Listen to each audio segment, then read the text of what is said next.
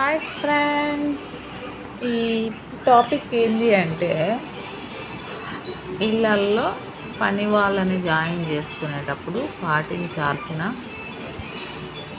నియమాలు ఏంటంటే, first join అవుతారు ఫ్రెండ్స్. వచ్చిన ఒక 10 డేస్ బాగా చేస్తారు. 10 డేస్ తర్వాత నిజ స్వరూపాన్ని బయటేస్తారనమాట. అందరి గురించి నేను అనట్లేదు. మంచిగా చేసేవాళ్ళు, క్రమశిక్షణగా ఉండే తల్లులు, మహాతల్లులు ఉన్నారు. వాళ్ళకు ఒక మంచి మంచి నమస్కారం అన్నమాట అమ్మ. మిమ్మల్ని నేను అనట్లేదు. చేయని వాళ్ళ గురించి చెప్తున్నా. వేసే వాళ్ళ గురించి, మంచి వాళ్ళ గురించి నేనైతే టాపిక్ మాట్లాడట్లేదు. ఓకేనా? మేము ఎక్స్పీరియన్స్ అయింది మాత్రం నేను చెప్తున్నా.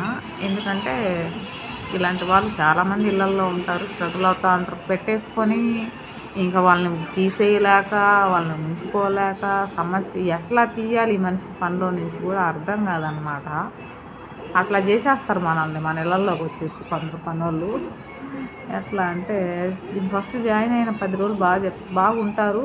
మన పర్సనల్ విషయాలు, మన ఇళ్ళల్లో ఏం జరిగేవి అవన్నీ ముందు తెలిసేసుకుంటారు అనమాట. వీళ్ళ పక్కన వేరే ఇంట్లో చేస్తుంటారు కదా, వాళ్ళ దగ్గరికి వెళ్ళేది, మన మాటలన్నీ అక్కడ చెప్పేది, మన గురించి బ్యాడ్గా చెప్పేది.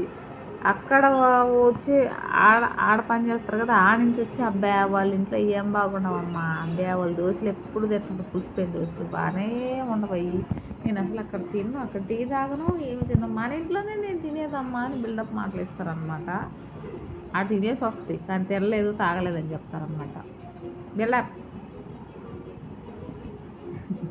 ఎట్లాంటి వాళ్ళు ఉంటారు ఫ్రెండ్స్.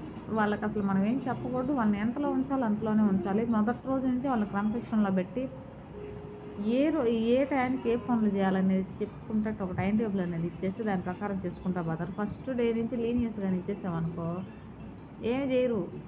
రెండుసేపు తినేది, రెండుసేపు కూర్చునేది, ఇంక వెళ్ళిపోతూ ఉంటుంది అనమాట.